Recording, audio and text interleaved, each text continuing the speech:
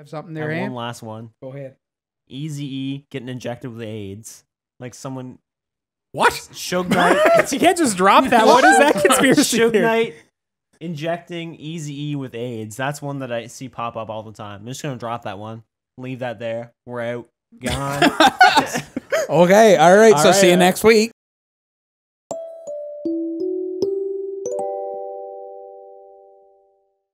Welcome to your last podcast, the last podcast in the game, but the first you should listen to. I'm your host, Colton Simpson. And with me this week, all the way down at the other end of the table, it's Mr. Listen himself, Josh Vey. What are you at? And over here, it's the amazing Grace Tatigian. Hello, hello.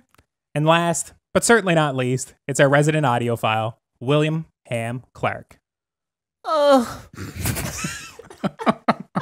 Lovely. Look, great beginning Fresh to the out of show. the water for this week. Oh, my Lord. So what is your last podcast? We're a conversational podcast where every week each of us brings a topic of conversation to argue amongst ourselves and talk it out for your amusement. If you like that, be sure to subscribe to the podcast feed to make sure you never miss a new episode. And if you're watching on YouTube, leave a like, comment, and subscribe. You bastard. I love you. I love you. And if you're feeling generous or have a couple of bucks to spare, consider supporting the show on patreon.com/yourlastpodcast. So with all that out of the way and no more interruptions, Grace, what's your topic? So I just had 2 business trips recently, and so that got me thinking about travel. And take that to mean what you will, be it, a long, horrible bus ride or a plane, a ferry ride, gone awry, anything like that. Your worst travel experience. Now, probably my worst travel experience was actually on a really good vacation that I had. I went to England a couple years ago. Really, really enjoyed the trip overall, but it started off on the wrong foot and kind of ended on the wrong foot as well. So we had an overnight flight. So we decided to pick up some of those like sleeping things, the ZQuil or whatever they're called. You got on the lane? What? What? On the lean? What's that? Like NyQuil? Were you drinking Yeah, NyQuil? well, NyQuil, but without the Blue canoes. cough suppressant. It's called ZQuil. And it's like, yeah, it's meant for a sleep aid. But I can't take melatonin, so I decided to get this instead.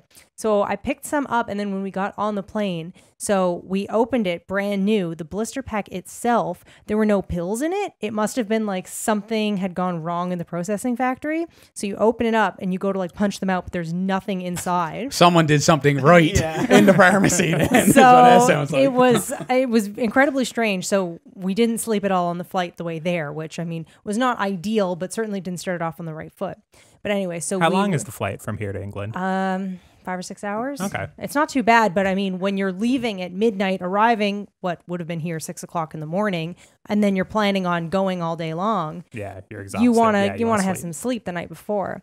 And then we stayed in in London a couple days, and then we moved on to Birmingham, stayed in Birmingham a couple days, came back to London. We had decided to stay near the airport the last day because we figure, okay, it'll just be easy to set up shop near the airport and then come home.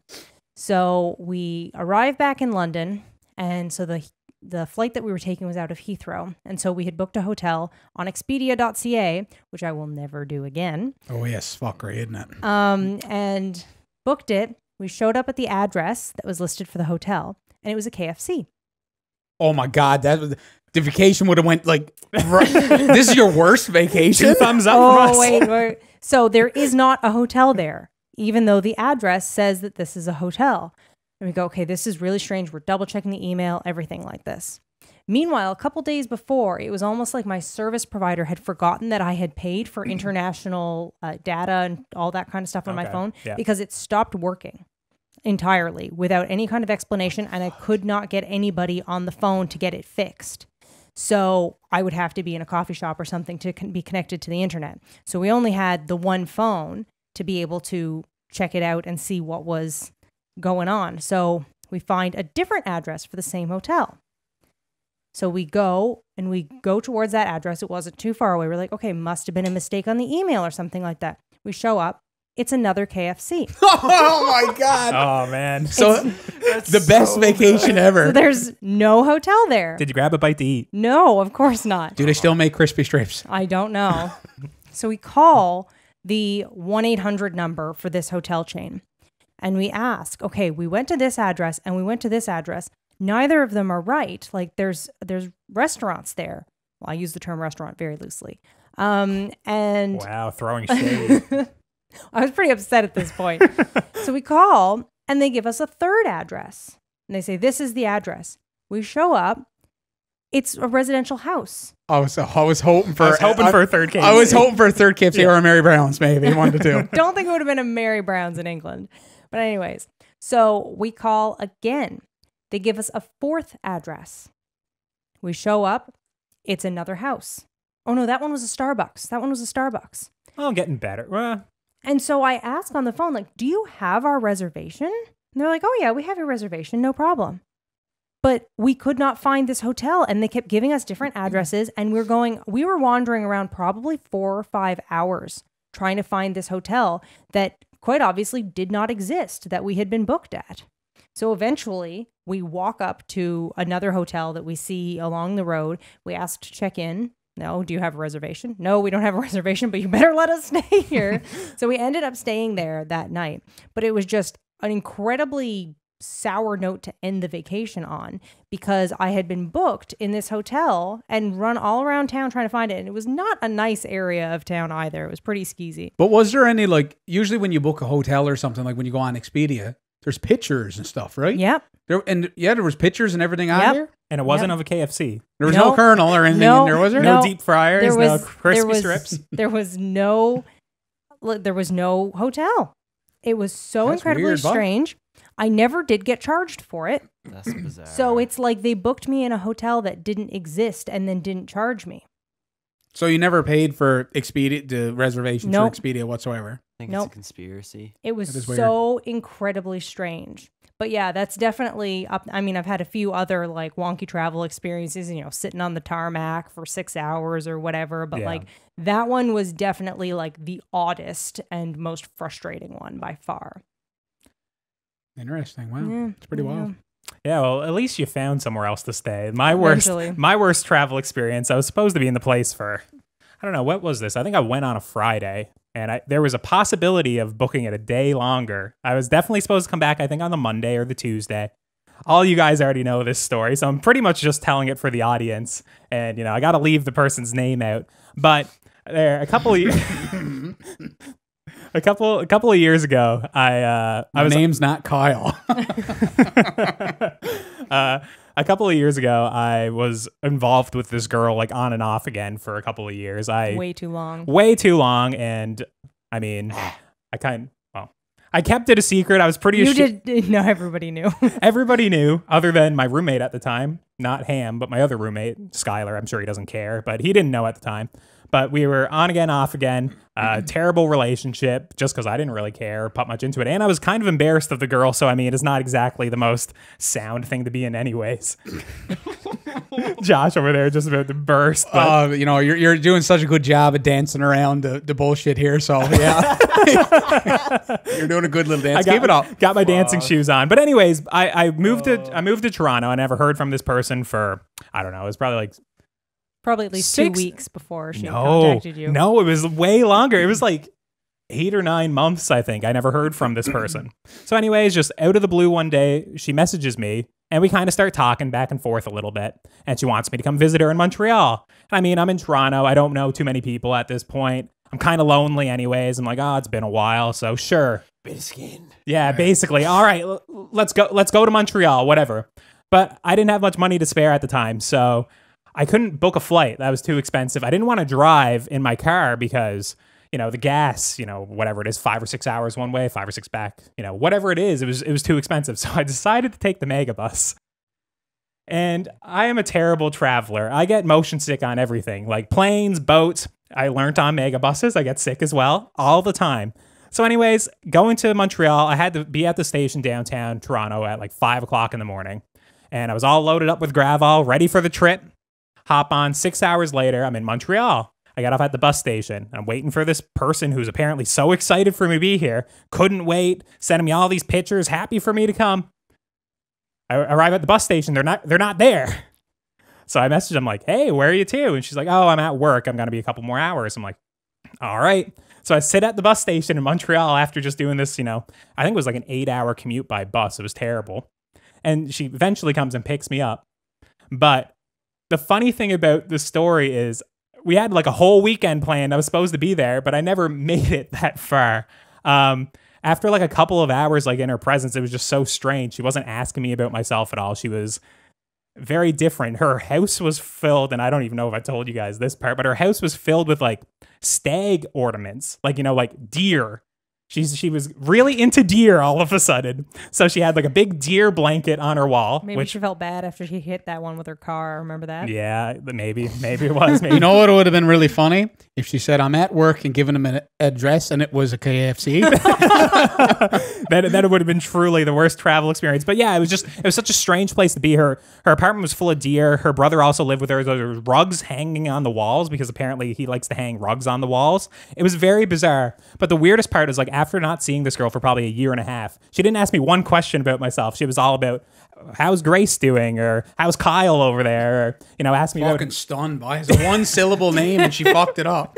But anyways, ask me about Ham and Skylar and everybody else, but not about me. And it was which is weird because she had reached out to none of us to ask us no, how we were. No, so. she never reached out to any of you guys. But what I kind of learned was she was kind of creeping me through all your guys' profiles. So she already knew everything about me. She knew what I was up to in Toronto. She knew like what movies I liked, what I disliked, follow me on Twitter and all that stuff. So she was a creep.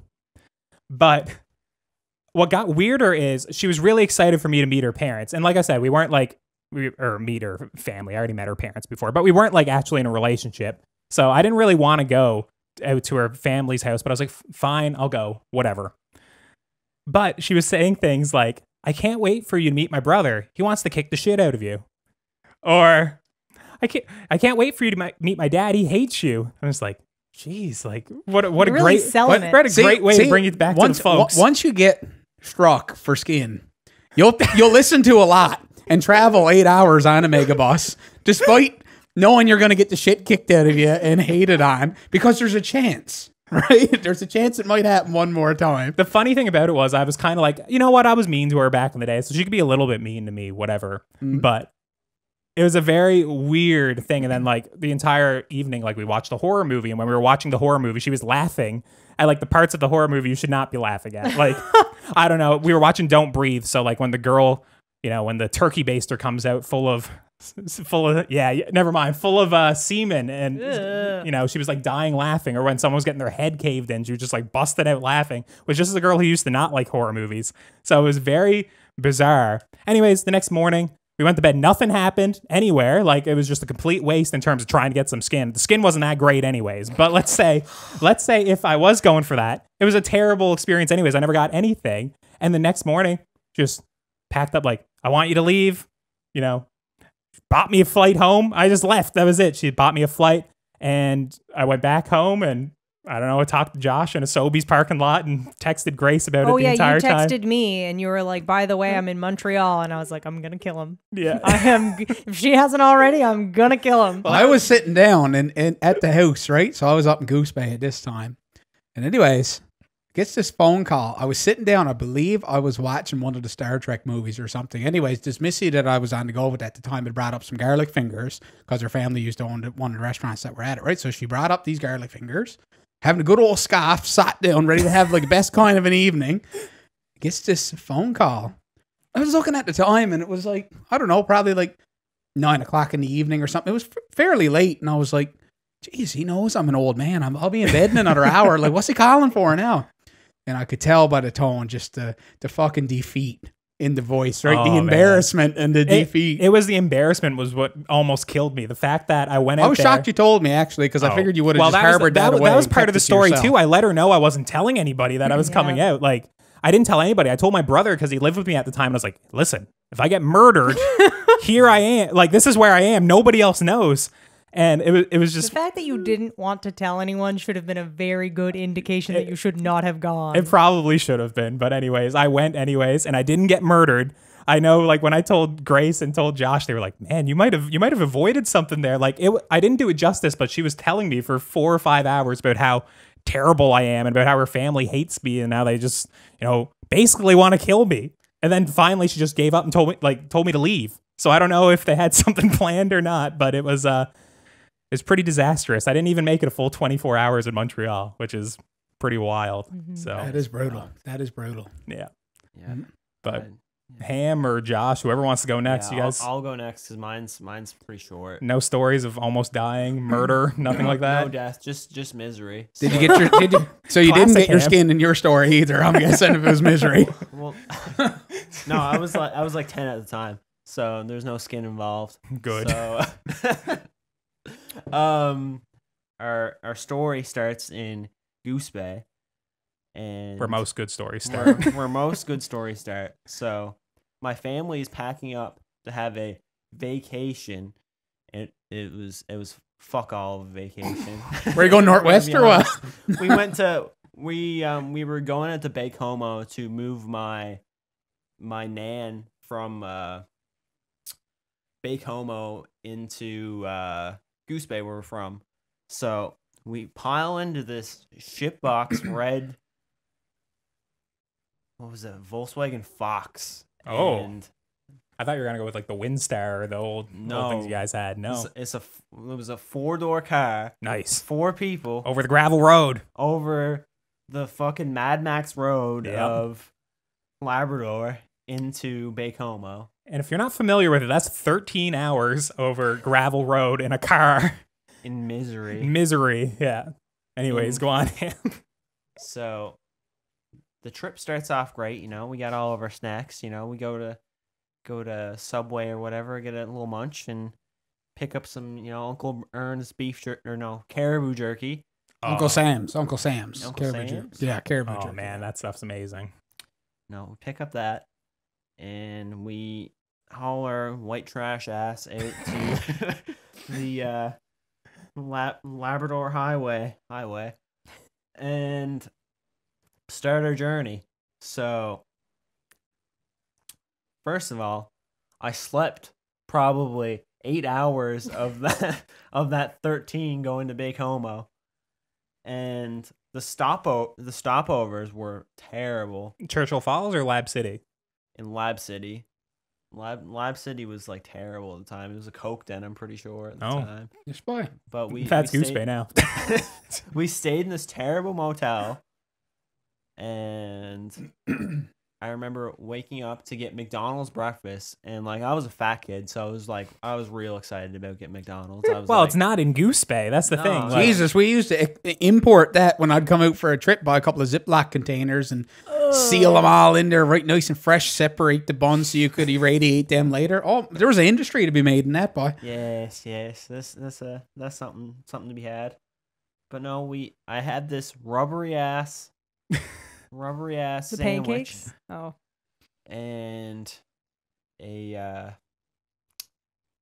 burnt hash brown, and I played some N64 like so where's the bad part of this trip? I know, that sounds great pretty to me. Aside from getting hepatitis off the controller.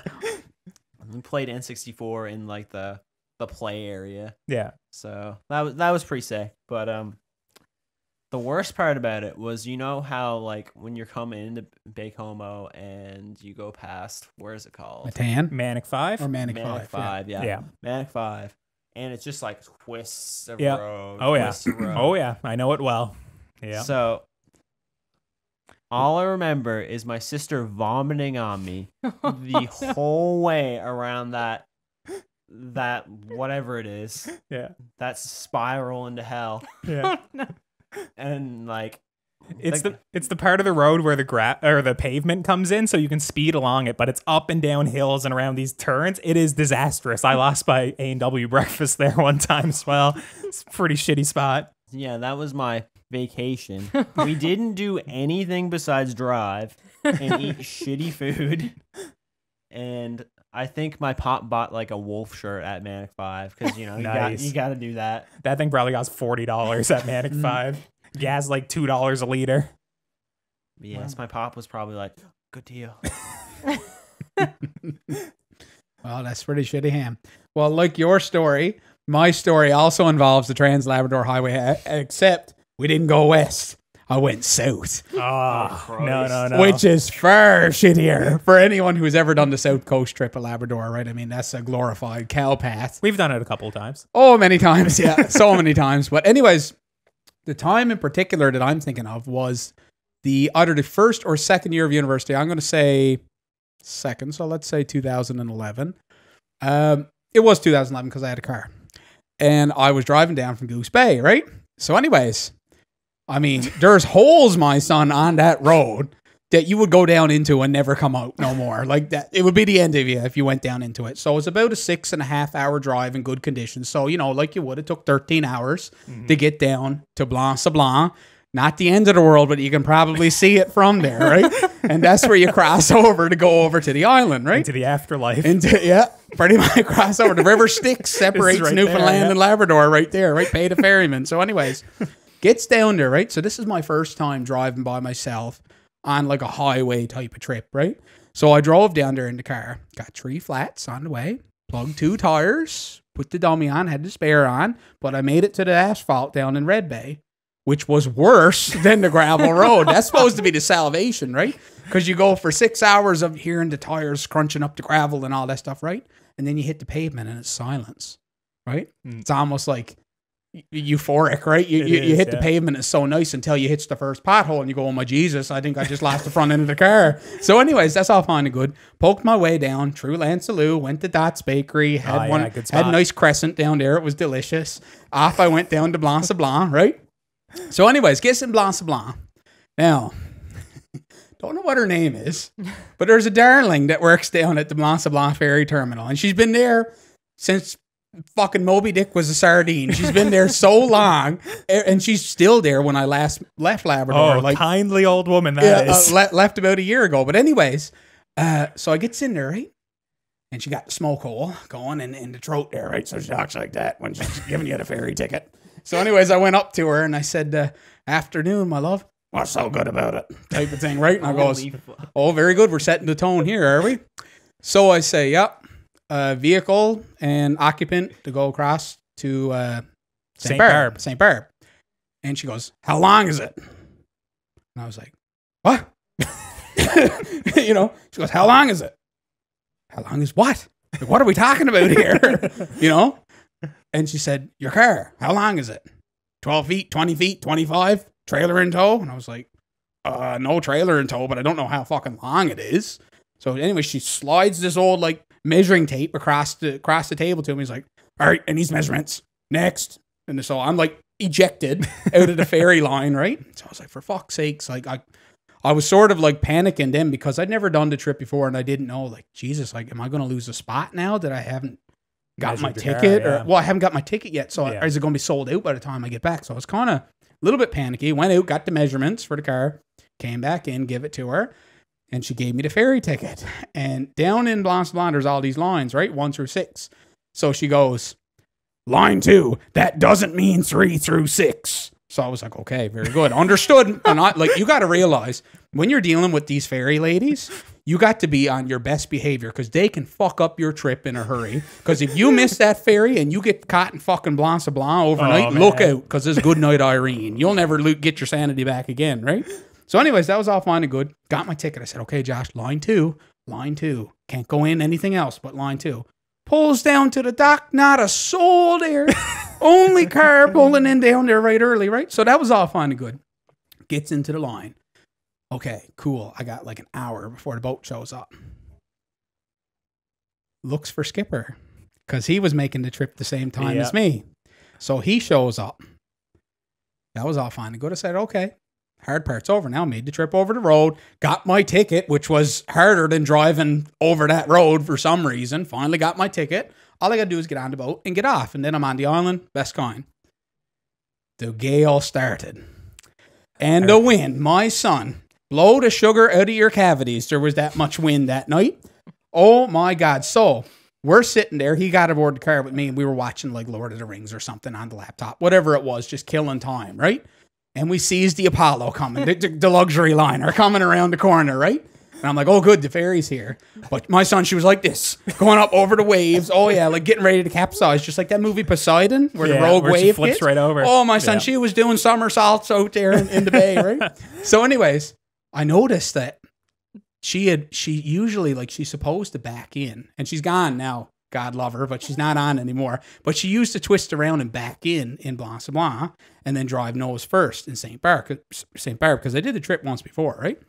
And anyways, I noticed that she wasn't backing in. She was just hanging out there. And I was like, what is going on? I was like, how come she's not twisting around and backing in? And anyways, runs up to the ferry office. Can't get in because there's too much chop. She couldn't back up. She couldn't back up to the dock, right? So here we are, stuck in fucking Blanc Blanc, staring at the ferry, and she's just tantalizingly out in the distance, right? I think we were there 6 hours. We were there for a long time. Something like that. Just looking at this ferry, I'm like, oh my God. It was cruel. It was like, I don't know. Like it was half punishment. A kilometer It was offshore, just sitting there. it'd be like bobbing. being in jail in the middle of the woods or something right next to your freedom, right? You Yeah. can just like glass wall, see where you want to get. But anyways, so she finally backs in. We get aboard of her. And I said, okay, there was a couple other people there from Goose Bay, and we talked to them a little bit. So we said, okay, starving now. Time to get something to eat, right? So he goes up and sits down, gets a couple of hot dogs, self and him, right? Anyways, just as he got his hot dog and she pulled away from the dock, she started to go.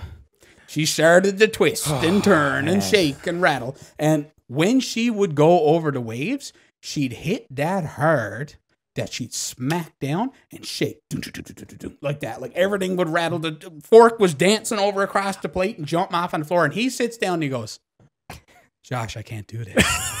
And I'm like, what? He goes, I can't do this. Like, right, panic going into the sweats. Like, Oh, like instantly motion sick. As soon as I sat down, my tray just slides across the table. It's like, I can't do this. I gave Josh my hot dog poutine, whatever I had. So out he goes, outdoors. And when we gets outdoors, my son, half the people were out there throwing up all over the place, projectile vomiting. Oh, yeah. The friends from Goose Bay were sitting there. His girlfriend was crying and vomiting up her stomach. Two old women in the stairwell. Yeah, well, vomiting on each that was other. the next thing. So I walked past this old couple in the stairwell, and she was clung onto the stairwell, covered in her own vomit, and her husband was there going, "It's all right, my ducky. It's all right, my ducky," trying to get her to like calm down. Right? Oh, what a tangle to be in. And then, of course, it's a 2-hour crossing. On that, you think that would let up? She rattled her way right across the Bell Island Strait to get over there to St. Barb. What a disaster. And you never got sick, right? Like, you don't get sick? built his tougher stuff, see? Oh, man. I think after 15, 20 minutes, I started puking and I just fell asleep. I threw up so much that I just passed out. Yeah. And, And it was hot, too. That was the other thing. Like, it was the And ass the end of barf August. bags at the time were see-through. Yeah, that which was the are other the thing. stupidest things I've ever heard of in my life. Yeah. I'm there puking in my seat, falling asleep, like passing out. Like, I mean, it was a terrible trip, but I didn't almost get murdered. So, I mean, Oh, yeah. And it was just absolutely disgusting. And then to get in St. Barb and realize, fuck, I'm only halfway there. I still got another 12-hour drive to get over to St. John's. It was just a rough trip. And I did that trip. I've probably done that trip 7-8 times in my life. It got easier, but there was always something challenging or difficult or not planned that crops up along the way, right? You got to be prepared. But anyways, that was my worst experience, I'll say. My first shock and awe. All right. Well, I think that pretty thoroughly covers I that topic. think so, yeah. Josh, what's your topic for the week? So my topic for the week is conspiracy theories and what's your favorite one.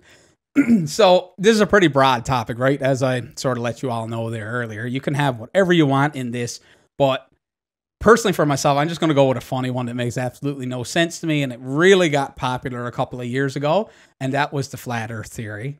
Okay. That was one that was really big there in like 2016. There was a lot of stuff there on Facebook about it. There was a lot of strange theories about why having a disc-shaped Earth instead of a round Earth, globe, yeah. a spherical Earth, was, I don't know, beneficial to someone. And that was always my question I kind of had. So for those of you who don't know, the flat Earth theory was that essentially the North Pole is the center of like a CD. Okay, the Earth is a CD, and the North Pole is right at the epicenter, and it stretches out until you get to the edges of the CD, which is an ice wall, and that's Antarctica.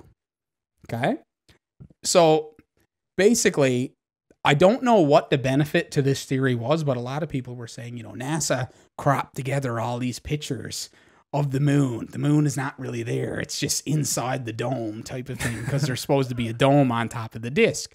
And my whole problem with this theory was, what is the benefit to having a round Earth?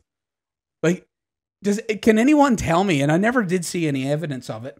Back when, who was it, Christopher Columbus, that asserted that the world had to be round, something like that. No, was it Galileo? Galileo, that's who it was. So Galileo, he was persecuted for that. But what benefit was there to say the Earth is round? We got along, like, you know what I mean? There was no like monetization of a round world. The flat Earth was just an extinct idea anymore. So I never really got what people wanted to express about having the flat Earth, and I just thought it was such a stupid theory, because there's so much evidence, like the seasons. We would not have the seasons. What's the disc on a slant going around the sun? You know what I mean? Doesn't make sense. I've looked into this before, and I remember, I can't, was it Vsauce? There was somebody who could not explain that the Earth was not flat. You can't disprove it. Okay, yeah. You get stuck in this. It's a troll, right? So you get stuck. You can't disprove it, because they always one up it, or there's an explanation to it. So one of the best arguments that I heard, just in terms of not being an accurate argument, was just show me otherwise. Was when I was working in air traffic, people used to say, well, if the world is round, why are there no flights over Antarctica? And there aren't. You can go and look. There are no flights over Antarctica. But the reason is just because it's not close to anything. It's not really close to anything. But the lack of the evidence for flights over Antarctica works in their favor to say, you can't fly over Antarctica because she's a big ice wall, like in Game of Thrones, that just goes around the circumference of the world. So it was a big troll, but I just thought it was such a dumb conspiracy theory. Like, it wasn't good. Like, Roswell is a great conspiracy theory, right? There's a lot of evidence whether you believe in aliens or not.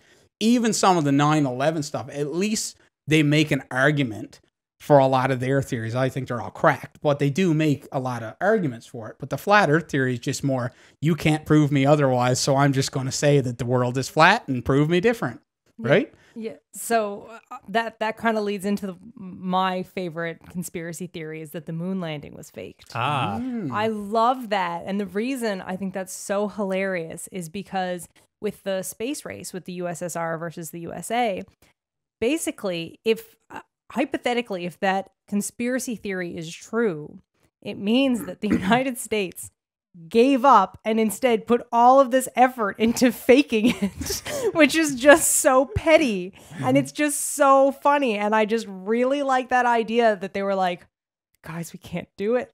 Call Hollywood. Let's figure this out. Let's bring in Kubrick. Right? Like, let's, how petty and hilarious is that? What was the explanation for the flag? Because I know in that theory, a lot of people say that it doesn't, or it does wave. What is it? Solar winds or something, I thought. I can't remember. The reason why they think it's fake is because the flag does wave, or doesn't wave? No, the flag waves. The flag waves, and they say, well, if there's no air in space, how is it waving? Yeah, it's waving. Yeah. But I mean, hypothetically, he could just take the corner, pull it up, and then say, all right, take the picture. You know what I mean? And it wouldn't fall. So I watched a documentary about that, where the documentary said that Kubrick, The Shining, was basically, he was planting all these seeds throughout the movie that he actually did do the moon landing. It was just all these examples, like, I don't know, Danny Torrance wearing like an Apollo 11, like, spaceship on his sweater, or there was some other things in there as well. I don't remember it very well, but yeah, that's a strange theory. But I mean, like, obviously I do believe that we did make it into space and someone landed on the moon. But the idea that they never did and we never will, and that like NASA is just this giant conspiracy, and they're putting all this money in just to keep up the idea that we did make it into space. I just think that's so hilarious and petty. A lot of flat earthers believe that, though. You know what? But I just think that's so fantastically hilarious. Oh man. On to that though. One of my favorite ones is lizard people. Yes. Oh, I was wondering who was going to bring that up. It's a good one. They're among us. Mm-hmm. Is there any evidence to that, or they just want to say that is lizard people? I think like they just want to say there's lizard people. That's like a really common New York like one. Barack Obama is a lizard. Trump is a lizard. Hillary Clinton is a lizard. Well, who isn't a lizard? Everyone important's a lizard, so I guess you can't prove that they're not lizards, so that's cracked. That's such a dumb one. But I do remember there was someone that we knew who posted a lot of stuff Oh, about yeah. that, and I don't know whether they believed in it or not. but I it was hope he just- did, because those were really good Facebook posts. I know, and just when you thought he was done, 2 years later, Just crop up he'd bring again. you back in Yep. again. Yeah. Oh yeah, it was pretty funny. Yeah, you know who we're talking about. Yeah, It's- I know. Yeah, it was good. In terms of conspiracy theories, do you guys actually believe any conspiracy theories, or is just you don't believe in flat Earth? No, Like, but the one that I do sort of put a lot of weight into is definitely possible. Is the Roswell incident. That Okay. would be one, like the Roswell crash of 49 or 51. No, it must have been a little bit later than that. It was in the 50s, I think, I don't where they, the weather balloon. Yeah. Yeah, so that's one that I sort of see Yeah. as plausible, just because I do think that it would be an awfully selfish notion to think that aliens don't exist. Like I think the fact that there are so many planets out there, statistically, there has to be some form of life. Do I think aliens can fly? No. Do I think aliens are probably like bread mold? Maybe, yeah. right? But statistically, I think that there does have to be life out there. So the Roswell one, I can see, like, it makes sense. If you did find something strange and out of the norm, you're probably not going to want to just go around flaunting it. You'd probably want to hide it and hush it up pretty quickly. So that's one that I could definitely see something having gone on there. Yeah, I look in conspiracy theories every now and then. It always comes up on Reddit. Like, what's the number one conspiracy theory you believe? And I actually went back to that thread because I was like, there was some in there that I actually did believe. And the number one conspiracy theory I believe, and I'm not a conspiracy theorist, is just that the mattress firm. I knew you were going to say I that. knew you were mattress, gonna say the that. mattress firm conspiracy is real. There's too many mattress firms around North America for it not to be a huge money laundering scheme. And I know this sounds a little bit crazy, but if you go to like the US and you look at the mattress firm, just the brand mattress firm, or even a lot of different mattress stores. And I remember when I was in Toronto, there was like 4 or 5 mattress stores on this one street. You don't think about it when you drive by, but why do you need so many mattress stores next to one another? Mattress is something you buy like once every 10 years. It's not something like McDonald's where you need to eat it every day. It makes no sense. So when I did a little bit of digging just to look into it, like I read an article about how they found 5 mattress firms, and this is a brand name of the store, all within a 5-kilometer radius. And that, granted, this was a big city, but there's a lot of mattress firms there. And also when you dug into it, the brand that owns Mattress Firm, I can't remember what it's called. It's like Steinhall or Steinberg or something. They were brought up on accounting fraud.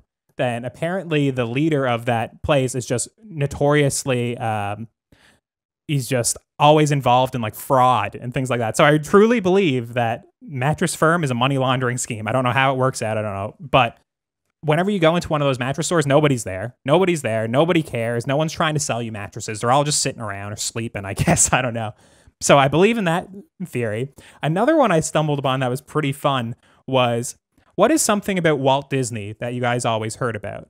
Oh, that That he was froze frozen. after yeah. he died. So there's a conspiracy now that ever since 2013, I think, the reason Disney created the movie Frozen is because whenever you type in Disney Frozen, it never comes up anymore about Walt Disney. Oh. So it was a huge cover up. And now I don't necessarily believe in that, but I think that was a pretty fun one that I stumbled interesting. on. It's Yeah, interesting. because it's hard to Google. Like, What happened to him? Did he melt or something? Is there a reason why? Is there a reason why they don't want anyone to search that up anymore? It's just a hard thing that I don't know how to Google it anymore. But if you type in Walt Disney Frozen, obviously you're gonna get Yeah. the Disney movies Frozen. Yeah. So that was a fun one. Interesting. There was another one that was that Taylor Swift is like a clone of the satanic leader. I saw that. You one saw as that well. one too? I did. Yeah. Yeah, It was right up there with the doppelganger, with Donald Trump's wife being a doppelganger, having a doppelganger to follow him around. To what end, I don't know. Yeah. Yeah, there's another one about Avril Lavigne There is, about yeah. how she died and was replaced by somebody. Yeah, I think the Avril Lavigne one I was going to mention because I read it before and I was like, this is kind of freaky. Oh my but God. that one was actually started by like a news journalist just trying to create a conspiracy theory. It was like a social experiment to see if he could It's do more it. traceable, Yeah, yeah. and he did it. But yeah, the Taylor Swift one, I didn't do too much reading into it, but apparently she just looks exactly like this like satanic leader from back in the 80s. And if you look at the pictures, they do look identical. And- I don't know why. But I don't know you- why it matters. You but know what? I can't believe that I never chose this. I just had like an epiphany right on the spot. The Berenstein, Oh my Berenstain God. That is a- controversy. I can't believe I didn't think of that Yeah, earlier. that We got to is- talk about that for a second. That is the one that I completely forgot about that as well. I believe in that 100%. Yep. When I was a kid growing up It was the Berenstain Bears. Yes, it was. S-T-A-I-N. That's correct. Everything you search up now, it's the Berenstain Bears. E-I-N. I thought it was the other way around. I think it's the other way around. It is the other way around. Yeah. Okay, so now, how do you spell Berenstain? We don't have our phones on us. Is it A-I-N now, or is it E-I-N? A-I-N is how I would have spelled Yeah. it back in the day. So the theory goes that this is such a stupid theory, but so all of us 90s kids, we remember Berenstain. No, I No, remember Berenstain. Or Berenstain, Yeah. sorry. Yeah. Berenstain Bears, Yeah. right? And now, if you go back and look at the spelling of the word Berenstain, Berenstain, it's it Berenstain, Yeah. right? So there's a theory that somewhere between the 90s and the late 00s, there was a cross-dimensional shift where we traded places with the parallel universe Yeah. and where the Berenstain Bears existed. Well, and that's the thing. I remember I did used to call it the Berenstain Bears, but there was kids that would call it the Berenstain Bears, which that makes no sense if it's stain. Yeah. Why Right. would we ever argue over No. that? Because whenever it came down to the classroom argument of like, do you even know how to read? Just look at it. Like it's E-I-N. yeah. I can't believe I forgot totally Yeah, about that no. when I was coming up with this, but that is one that it's one of these few things that do I believe there was a trans-dimensional shift? No, this is not Terminator, but in terms of I can't explain it, and too many people remember it differently. Either we were taught very poor English growing up, which isn't out of the realm of No. possibility, but either we all had this Well, it's the universal Mandela mistake. effect, Yeah, this right? Mandela effect, right? Yeah. Like, it just doesn't make sense for so many of us to remember it differently. Yeah. There has to be something to it. Maybe it was a printing Printing press error or something, something. I don't know. But there was something to it. Yeah. Yeah, it was Berenstain, not Stain. I made a mistake Yeah. there. Yeah, Steen. And it's so hard to keep them in line now. Well, because- that's the thing. I actually have read into it and looked into it, and there's a Reddit where people are posting pictures of their old Berenstain Bear books, and they go up in the attic and they take a picture, and it's AIN, and it's just confirmation that we swapped dimensions because I remember it so clearly, and I remember it pretty clearly too. That it was Berenstain. that's right. Yeah. But yeah, Maybe they became like Jewish at some point. I was gonna say, I just, like I always assumed they were Jewish bears. Like I never really thought too much about it.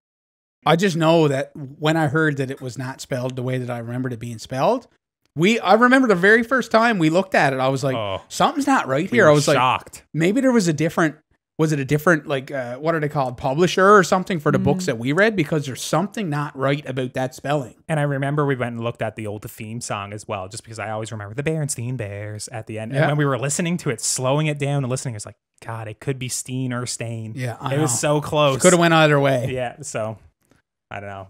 The lizards didn't want you to have any I evidence of a guess not, change, yeah. right? Yeah. Oh, my, very good. But that's all I got to say about that. Do you have something there, I have Ann? one last one. Go ahead. Eazy-E getting injected with AIDS. Like someone What? Suge Knight. You can't just drop that. What is that conspiracy Suge theory? Knight injecting Eazy-E with AIDS. That's one that I see pop up all the time. I'm just gonna drop that one. Leave that there. We're out. Gone. Okay. All right. All So see you right. next week. Yeah, I don't know about that one. So Wow. Damn. Wow. You took a U-turn on that one, boy. Okay. So I'll throw it over to who do we got left here now? I haven't yourself. Yeah. My topics is I got a bit of a walk to get into it, but last weekend, Captain Marvel just came out in theaters, and surrounding the movie's release, obviously, it did great. It was a huge movie. Rotten Tomatoes, the huge review site aggregator, they had to shut down their comments. They had to shut down another facet of their site, which is if you want to watch, like you can click whether or not you want to watch the movie, you're interested in seeing it at all. They had to shut it down because the site was just flooded by negative comments. Yes, there was just people boycotting the movie. Yes, there was just people saying like, well, they hate Brie Larson. But a lot of it was kind of death threats. A lot of it was very negative.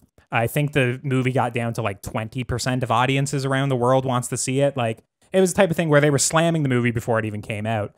And the response to it was for Rotten Tomatoes to pull everything. But I saw this argument around online of we need to be better to each other online. Maybe we should be accountable for what we say, like what we have to say online. Like instead of pulling the comment section and getting rid of just all of the conversation, maybe our names should be attached to everything that we say. Maybe on Reddit, it has to say Colton Simpson if I'm talking, or if we're on Ultimate Guitar back in the day, it has to say William Clark if you're commenting. So I was just wondering, is anonymity something that you kind of value online? Is that something that you feel is necessary? And do you think that people should be even held accountable for something online? Should I be able to make a troll account that's just, I don't know, T-Rex 47 and go shit on people and send them death threats and receive nothing in return for it?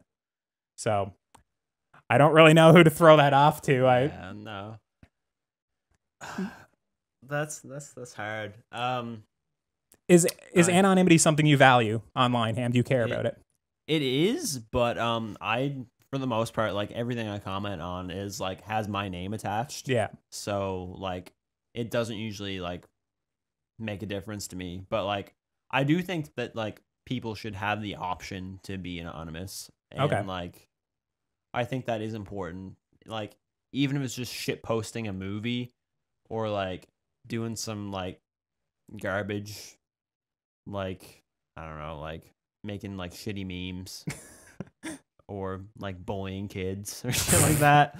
But like don't go too far now. But yeah, like that shit's fine. Like, but I don't know, like it's hard because like on one hand, like that's a big thing for people. Like if you live in like a country like that maybe has like stricter laws around like showing your opinions like out in public, like that's probably more valuable to those people than us. If you're in a country that suppresses free speech and you're using online, like the internet, as an outlet to actually have this vehicle for you to express your ideas, maybe it becomes something that if you're stripped of it, well, it could be like life and death at that point. But like in terms of like like us, like people in North America and like Europe and like places like that.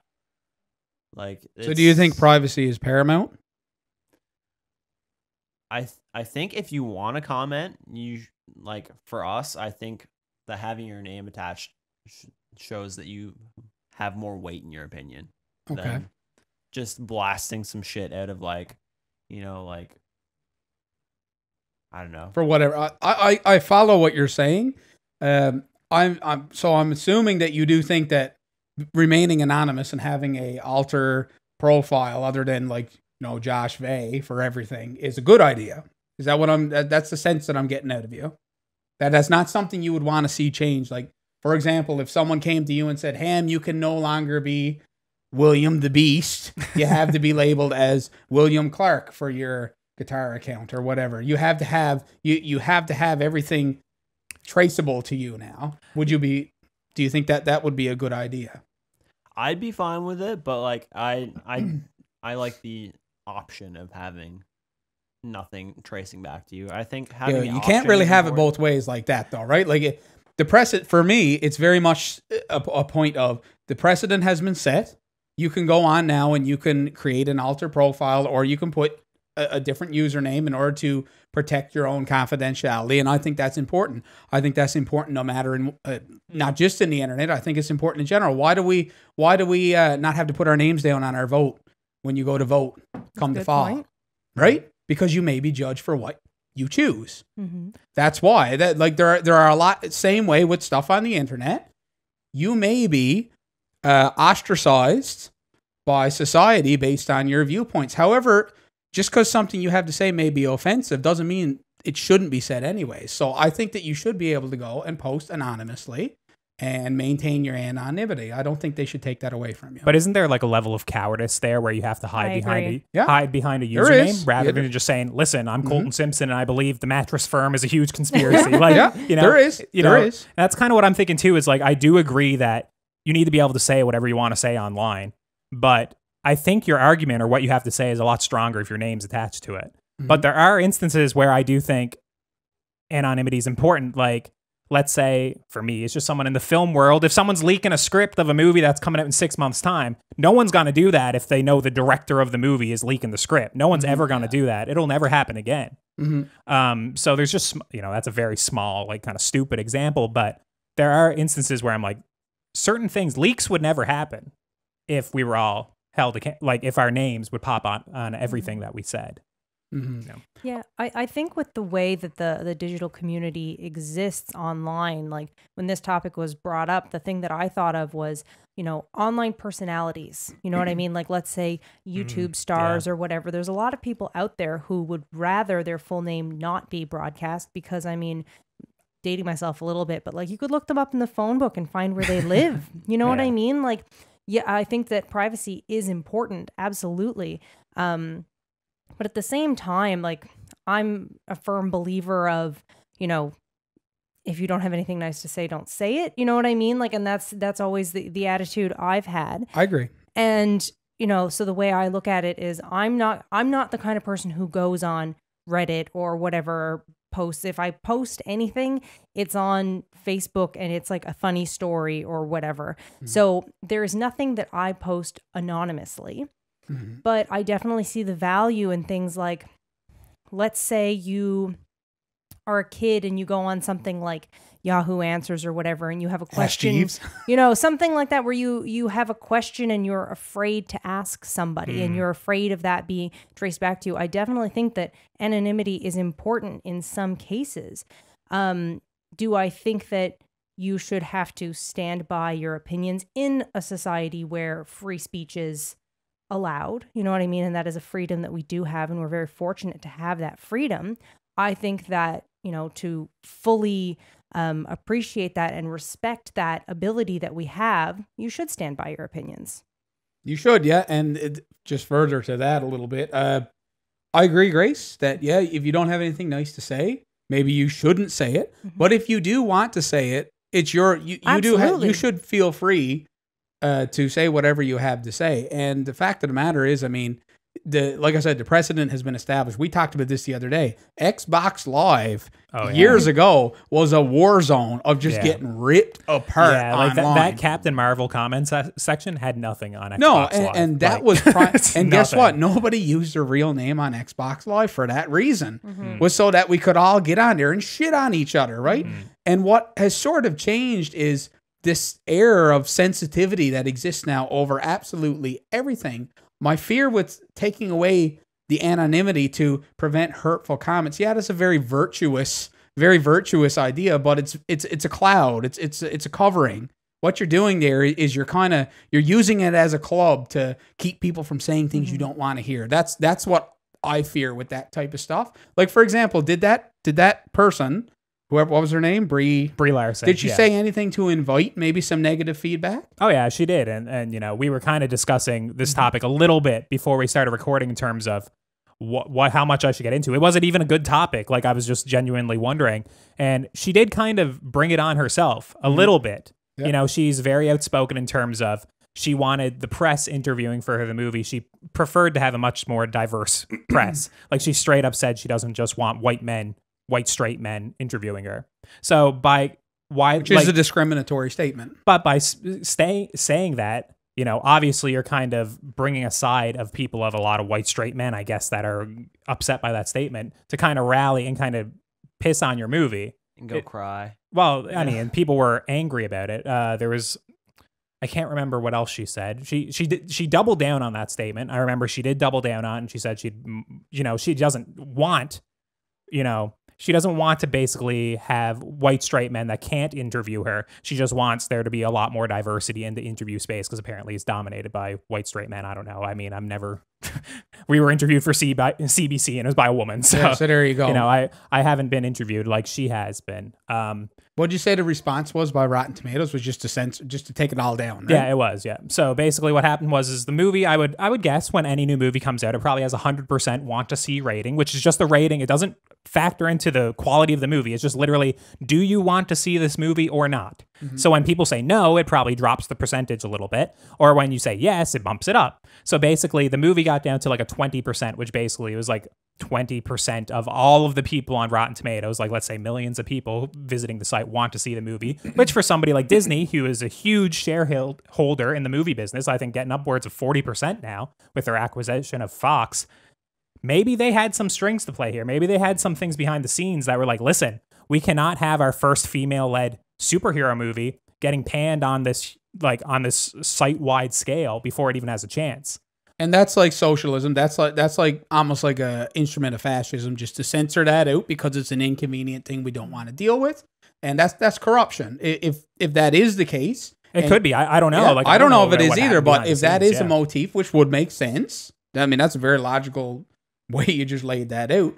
Yeah, that's corruption at its finest, right there. And you know what I mean? At the same time, I think that what is the benefit to commenting on the quality of the movie before it comes out? And that's the thing. It wasn't even on the quality of the movie. It was just literally like talking like shit, like shitting on Brie Larson, essentially, right? Like I didn't see too many comments because you can't see them. They're gone. But in terms of the screenshots, was obviously they're probably cherry picked for to be the worst ones. They were all death threats.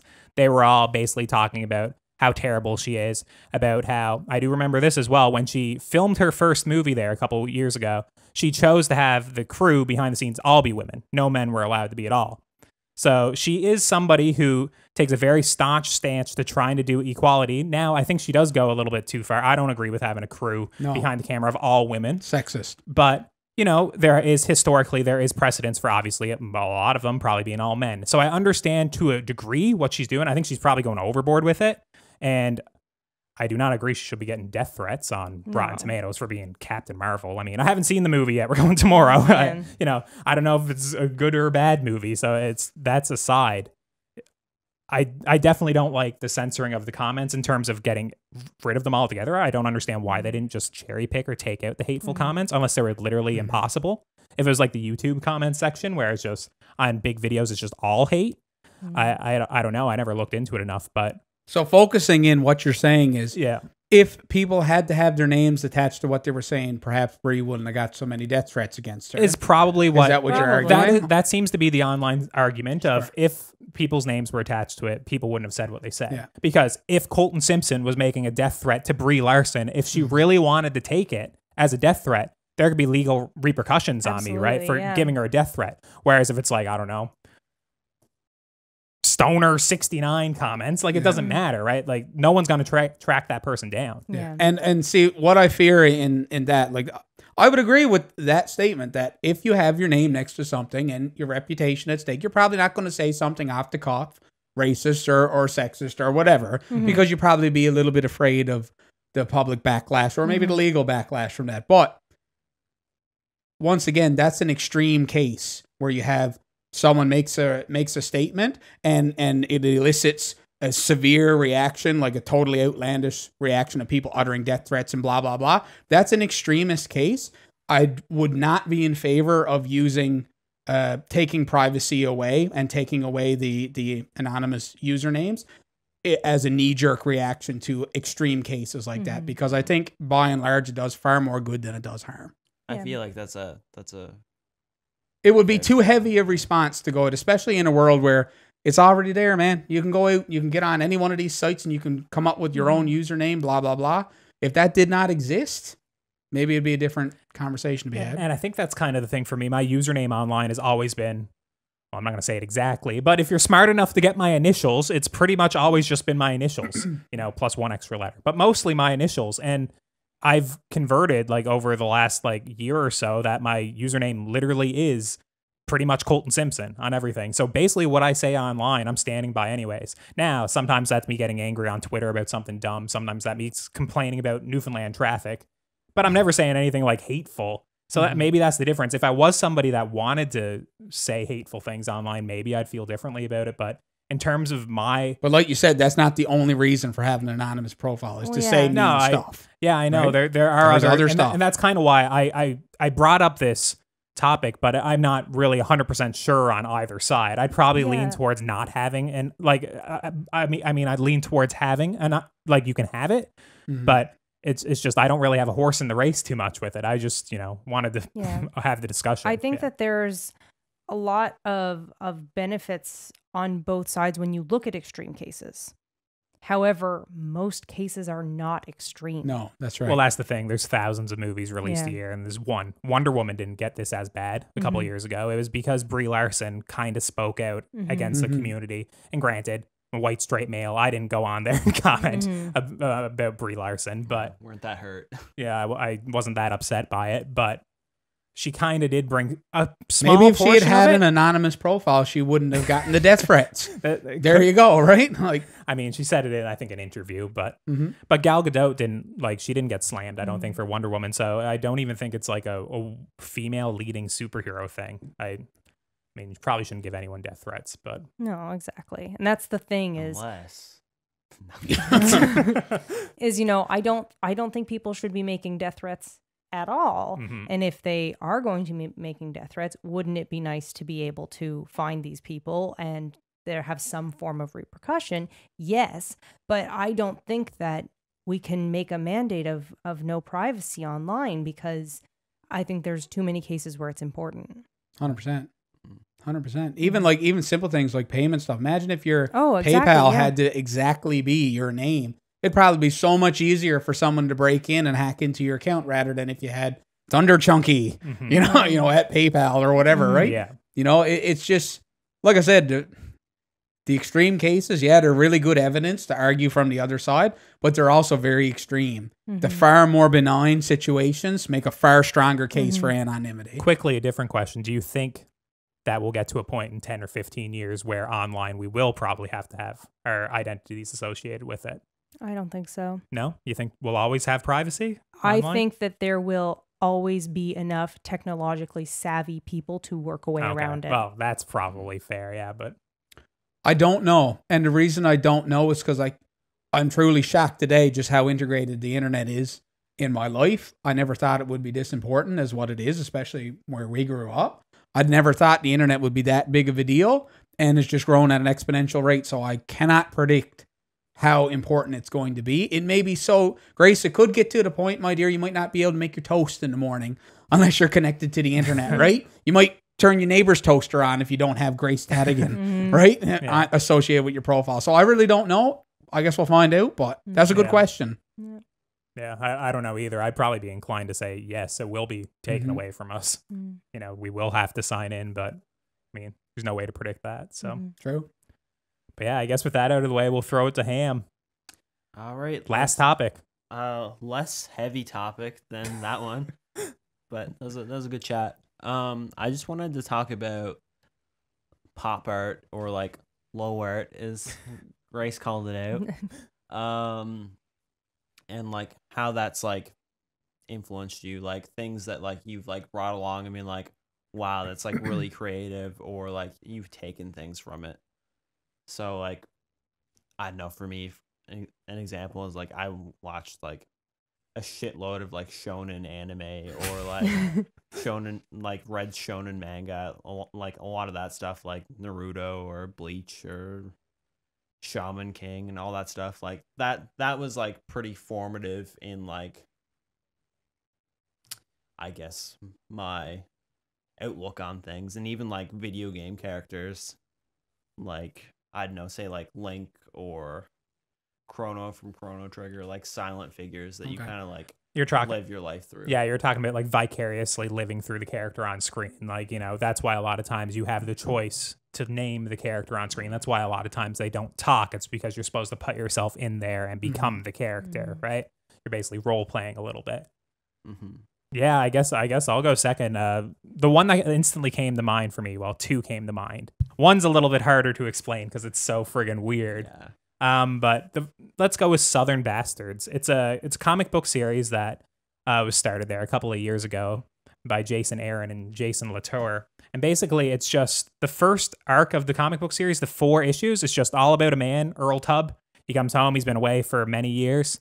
And it's just a place he doesn't recognize anymore. It's like fallen to despair. His father used to be a cop, like cleaning up the town. But, I mean, his father has passed. He's there just kind of packing up his father's estate. And while he's there, he's kind of dealing with people's opinions of his father, what they kind of held near and dear to their hearts against his father. He's dealing with like corrupt football coach and all this stuff. And basically what kind of like starts this cycle of violence and his whole arc as a character that is resolved within just 4 issues. I think the thing is up to like 15 or 16 now, is just this young boy gets beaten up, jumped by these, you know, these people, these football players, and he kind of takes matters into his own hand. And his father used to kind of run the town, kind of like Walking Tall did. I think that old that old TV series or movie where he'd walk around with a big stick and just kind of dish out like vigilante justice. His father was a cop that kind of did that, which I don't know how that works in the real world, but in the comic series it's pretty cool. And I remember Earl Tubb, he's there and he's fed up with everything and he's ready to just leave it all behind and leave the town and just say basically like, screw it, I'm just going to leave my father's estate and leave it all behind.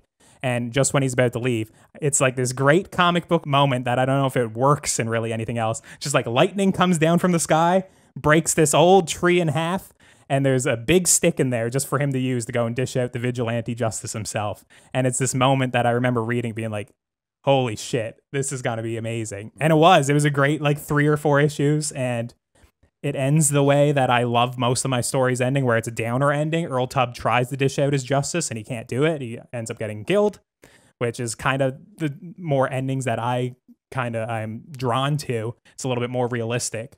But in terms of how that influenced me, I mean, my screenplay, like my feature screenplay that you guys all read, there's definitely shades of Southern Bastards in there in the writing, like whether or not it's like the villain in it is called Boss a lot of the time, whereas in the comic book series it's Coach Boss, which was something I didn't even realize when I was writing it, but it just kind of bled through me like as I was writing it. Or just the way Earl Tubb is, where he's just this hardened man that kind of goes around and wants to deal everything with his fists. The main character in the first half of that story is very much like Earl Tubb. So there's obviously just parts of that comic that I didn't even realize I was kind of stealing from or putting on the page, and it just came out. Yeah. So Southern Bastards for me. Southern Bastards is really great. The other one I was going to say is Saga. It's super strange. Can I talk to that? Yeah, you can talk about that if you want. Yeah. Saga is fantastic just because it's just pure creativity on a page, essentially. You have robot people with TV heads fucking, gay fish people, a guy named cat. Yeah, World there's a cat cat. that just says, you know, can tell if people are lying. the Yeah. lion cat. Yeah. A guy named the Well who slowly just loses his will throughout the series. Yeah. And just becomes a complete mess. No, it's just it's crazy. It's kind of like a weird, you can tell there's like kind of like weird like fantasy and like kind of anime influences on it. It's kind definitely. of like a crossover between like everything. It's if you took in one comic. Yeah, it's if you took like really popular science fiction movie and a fantasy movie, and then just crushed them together, and it actually works amazingly, which is kind of the shock of Saga. It's so weird and so out there. Unexpectedly like gripping. Yeah. And like it has like a lot of moments of like social commentary, but it doesn't get like too preachy, I don't think. But it's a pretty amazing comic series. I would have picked that, but I'm behind on the issues. I don't know where that story's gone, where Southern Bastards I caught up with, or at least I can say the first 4 issues are perfect. That and the art is fantastic. Oh yeah, it's great. What about you, Grace? Comics also have had a really big influence, and I think it started with, you know, sitting and reading like the comics page every morning, eating my cereal kind of thing. You know, it started at a very young age, and then moved on to Archie comics as I was older, and then it was something that I kind of forgot about. I think I kind of got caught up in the high art versus low art thing, and kind of stepped away from comics a little bit. Yep.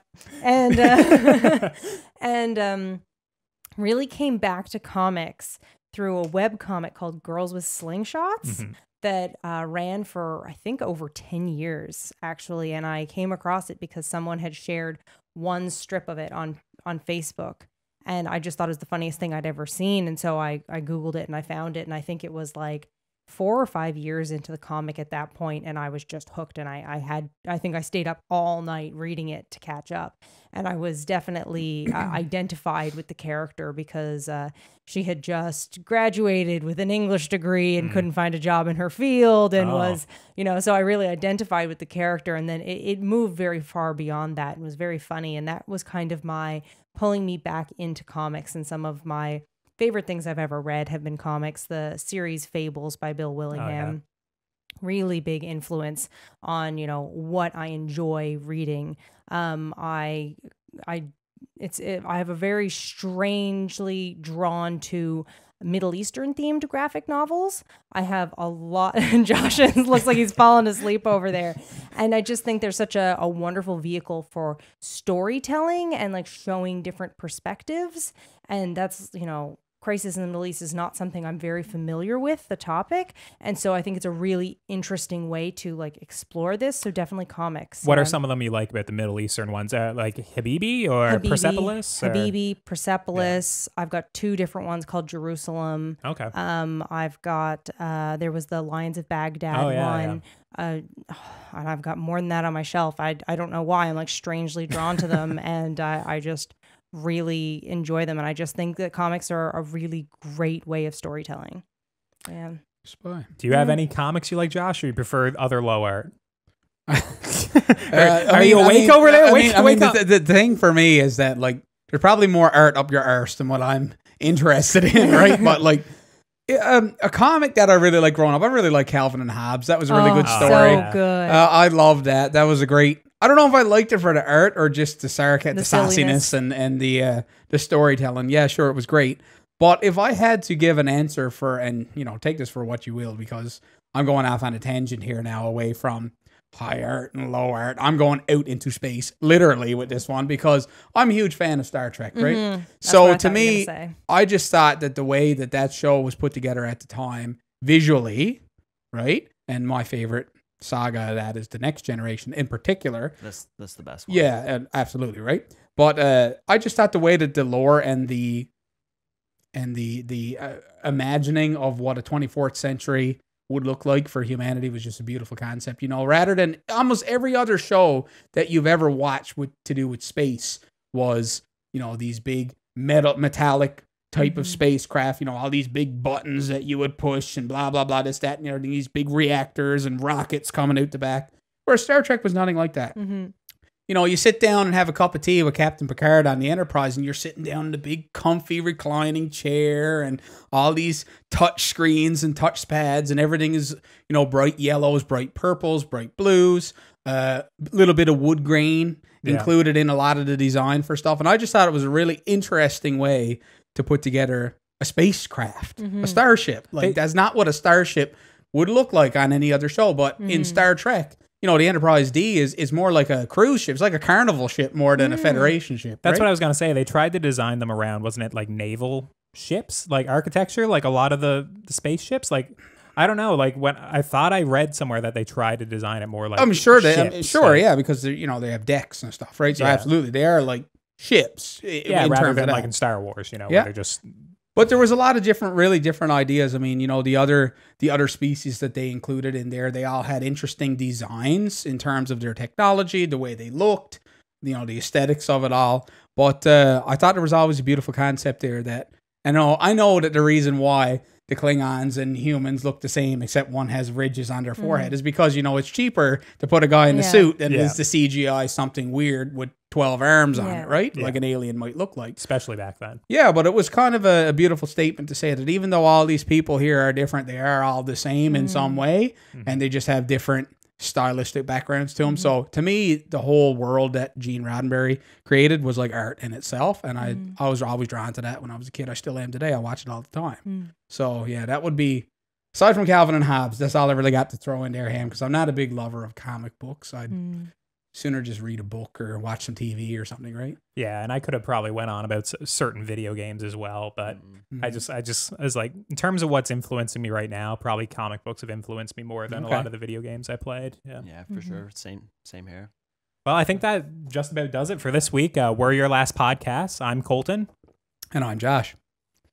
That's William. I'm Grace. And we'll be around with a new episode next week and every week until our last. So thanks for watching. See you later. Thank you. Bye. Oh, you didn't make a noise that time. I'm impressed.